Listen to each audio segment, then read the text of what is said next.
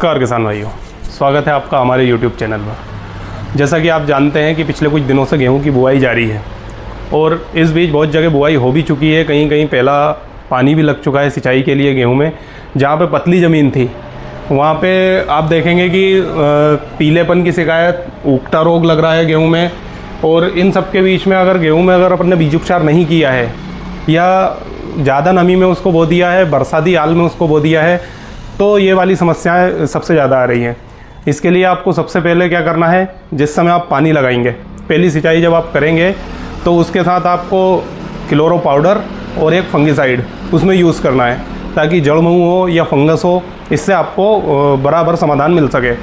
इसके साथ ही अगर आपने स्प्रे कर दिया है और फिर भी वो नहीं हो रहा है, सिंचाई के बाद में अगर नहीं हो रहा है, वो कंट्रोल नहीं हो रहा है, तो सिंचाई के बाद जब खेत में नमी रहेगी उस समय आपको थायोमेक्सम 30% एफएस में जो आता है 30% का थायोमेक्सम आपको लेना है और साथ ही एक फंगिसाइड लेना है आपको। अब आप इसमें कार्बोक्सिन थीरम जो वीटावेक्स में आता है वो ले सकते हैं, या फिर आप हेक्साकोनाजोल 5% ले सकते हैं, या फिर आप जो अपना थाइफनाइट मिथाइल आता है 70% उसका स्प्रे भी कर सकते हैं। इससे आपको बराबर निदान मिलेगा, इसमें कोई समस्या नहीं है, ये कोई बड़ी बात नहीं है। ज़्यादा नमी में बोना फंगस की शिकायत होती है, महू की शिकायत होती है, जड़ महू लगती है।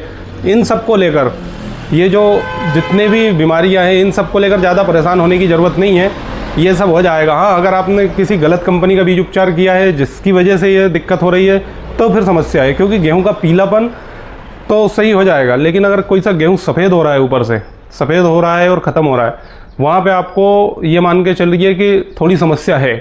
इसके लिए पीलेपन में कोई घबराने की ज़रूरत नहीं है आपको, बहुत सारे हमारे पास समाधान हैं, आप कर सकते हैं। आप इसमें इमामेक्टिन और इमीडा का भी स्प्रे कर सकते हैं, आप इसमें फंगस के लिए कोई सा भी अच्छा स्प्रे कर सकते हैं, या फिर सबसे सुंदर और टिकाऊ जो चीज़ है वो है आपका साफ पाउडर, कार्बेंडाइजम मैनकोजेब। इसका स्प्रे भी आप किसी भी कीटनाशक में थायोमेक्सम, इमीडा, इमामेक्टिन का भी मिला के कर सकते हैं।